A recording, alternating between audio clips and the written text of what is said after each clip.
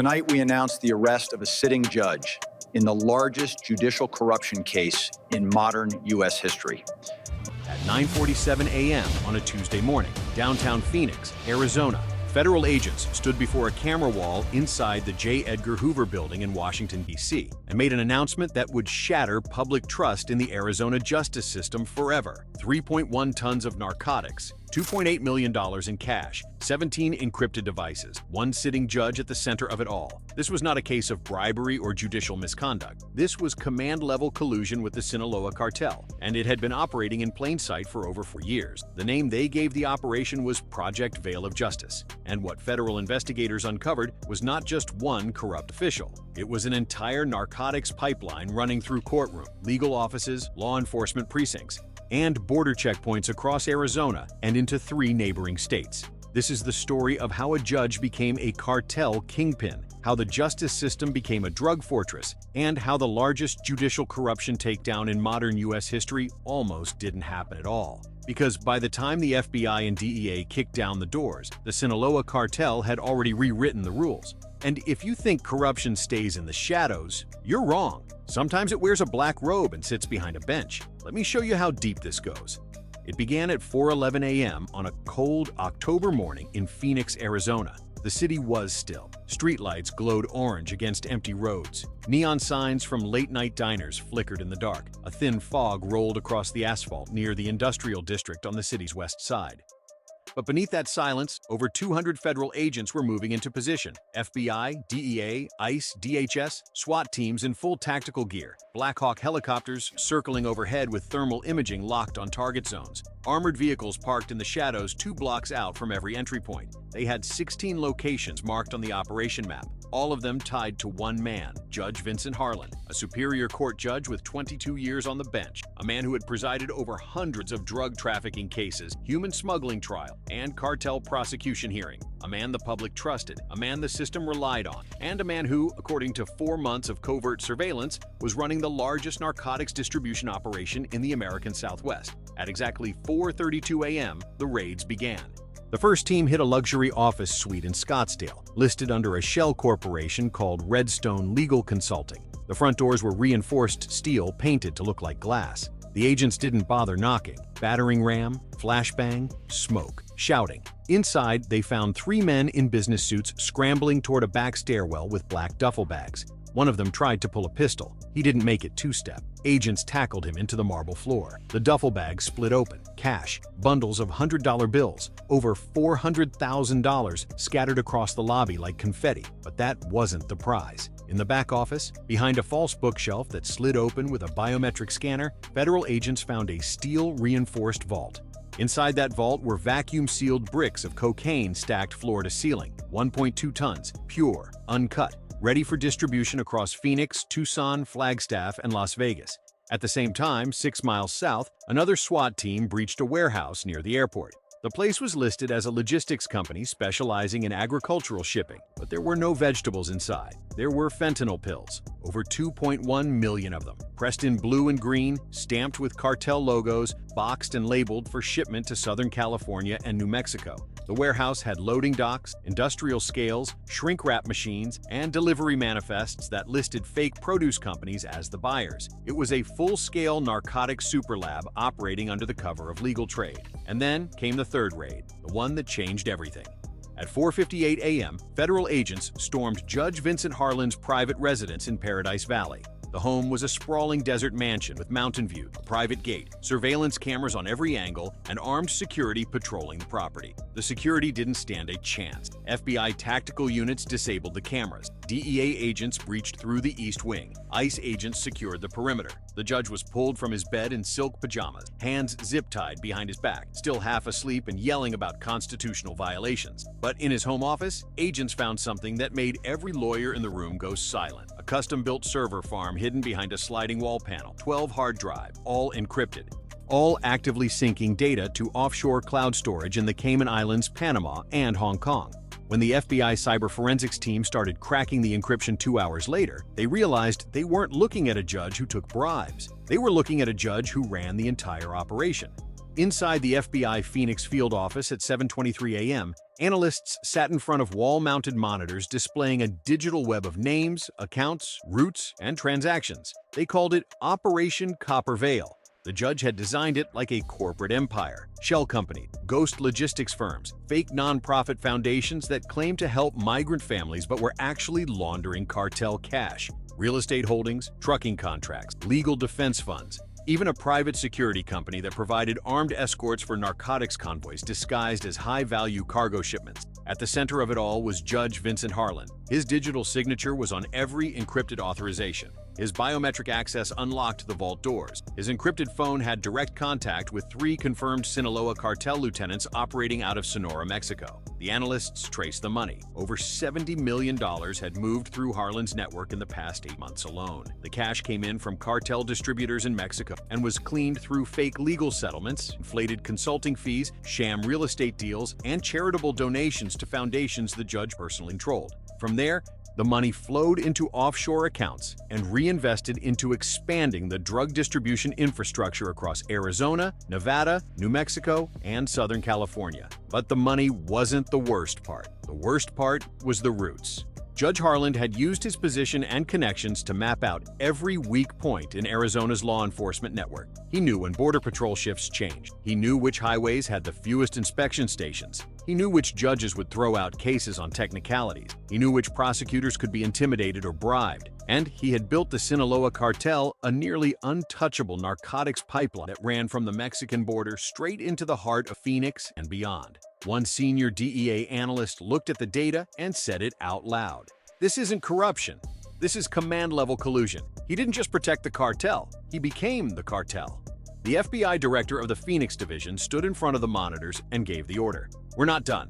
This operation has just begun. I want every name on that network identified, every route shut down, every dirty cop, every compromised agent, every paid-off official. We're burning it all to the ground.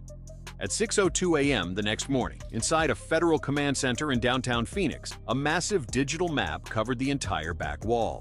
Red markers pulsed across Arizona like a disease spreading through a body. 37 locations, all connected to Judge Harlan's network, all operational, all moving narcotics, cash, or people. The mission was called Operation Desert Reckoning. Over 1,000 federal agents, DEA strike teams, FBI tactical units, ICE enforcement divisions, U.S. Marshals, SWAT units from 6 different counties, Black Hawk helicopters, armored vehicle, K-9 units, forensic teams, even U.S. Navy intelligence officers coordinating border surveillance with drone support. This was the largest coordinated law enforcement operation in Arizona history. At exactly 6:30 a.m., they hit every target simultaneously. In Tucson, agents breached a cartel-run stash house disguised as a family home.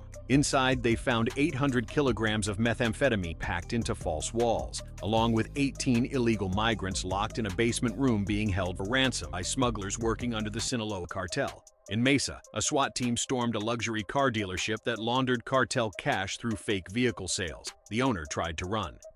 He didn't make it past the parking lot. In Flagstaff, DEA agents raided a remote desert compound where cartel members were cooking fentanyl in industrial quantities. The lab was destroyed. 3 cartel operatives were arrested. Another 2 were killed in a brief firefight when they opened fire on federal agents. In Yuma, near the California border, ICE agents intercepted a convoy of semi-trucks carrying farm equipment, except the equipment was hollow. Inside the trailers, agents found 900 kilograms of cocaine and 50 assault rifles. In Phoenix itself, agents hit 4 separate locations within 20 minutes. A luxury condo used as a cartel safe house, a nightclub that laundered cash through fake VIP booking, a massage parlor that operated as a front for human trafficking, and a legal office where 3 attorneys were arrested for providing encrypted communication devices to cartel members and coaching them on how to avoid prosecution.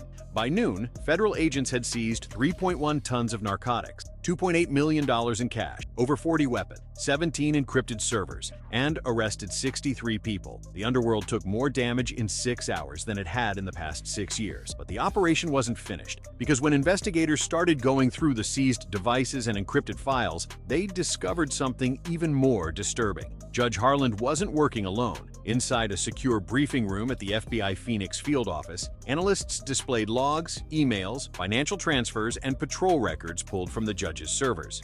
What they found was a network of corruption that ran deeper than anyone imagined. 12 police officers, 4 Border Patrol agents, 2 assistant district attorneys, 1 senior detective, and a deputy police chief. All of them were on the Sinaloa cartel payroll. The judge had recruited them carefully over the years. He used his legal authority and connections to identify officers who were struggling financially, officers with gambling debt, officers who felt overlooked for promotions. He offered them cash, lots of it, and once they took the first payment, they were locked in.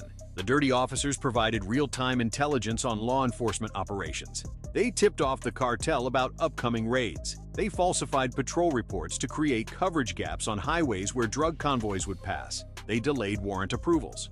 They buried evidence. They leaked the names of confidential informants. One Border Patrol agent had been paid $75,000 over 2 years to ensure that inspection stations near Nogales were understaffed during late-night shifts when cartel smugglers moved narcotics and migrants across the border. One assistant district attorney had thrown out over 30 drug trafficking cases by filing motions that buried evidence under procedural delays until witnesses disappeared or refused to testify.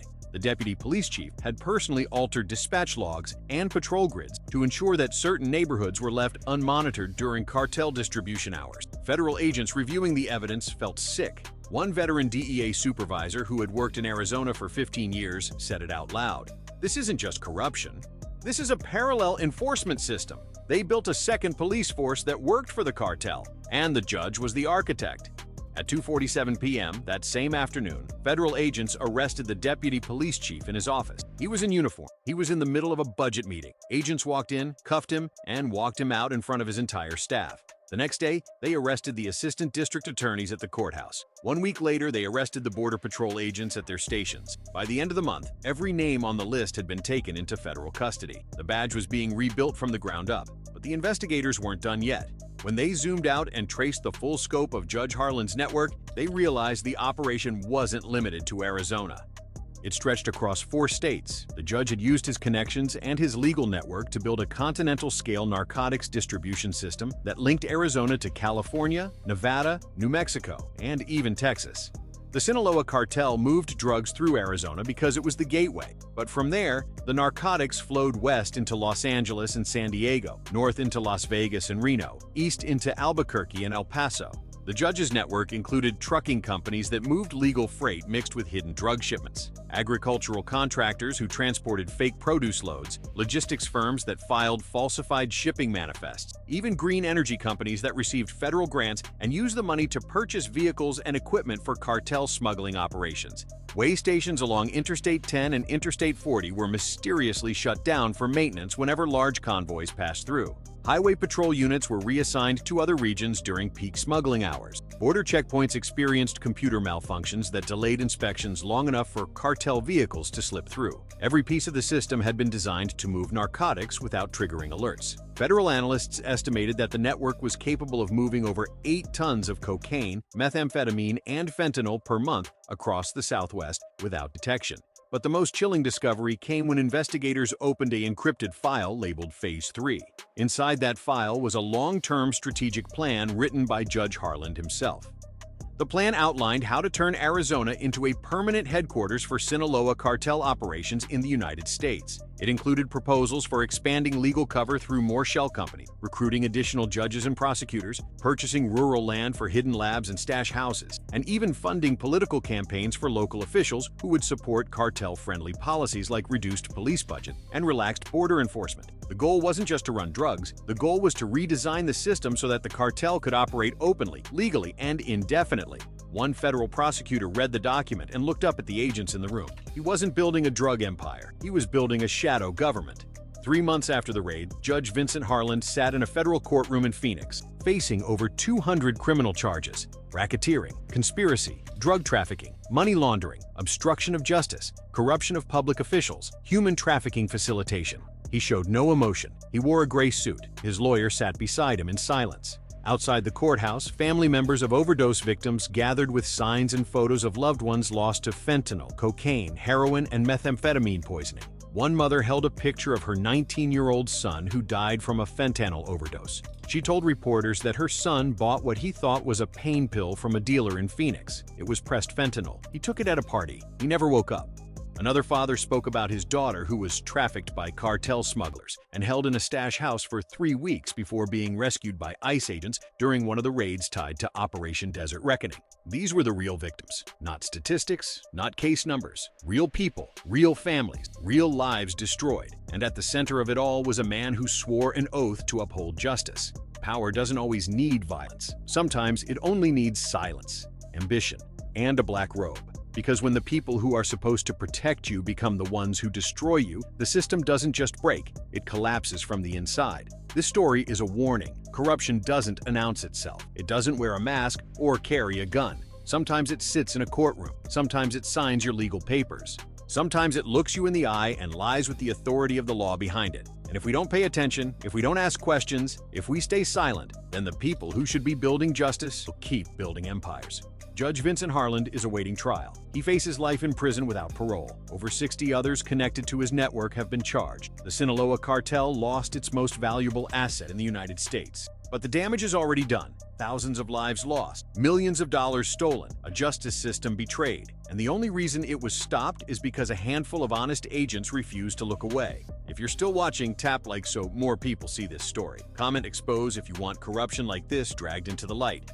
Share it if you believe the truth matters more than power. And remember, this is a fictional dramatization, but the warning is real, because somewhere right now, in another city, in another courtroom, in another office, someone with authority is making the same choice Judge Harland made. And the question is, will we catch them before it's too late? Or will we stay silent until the system is already theirs? The choice, as always, is ours.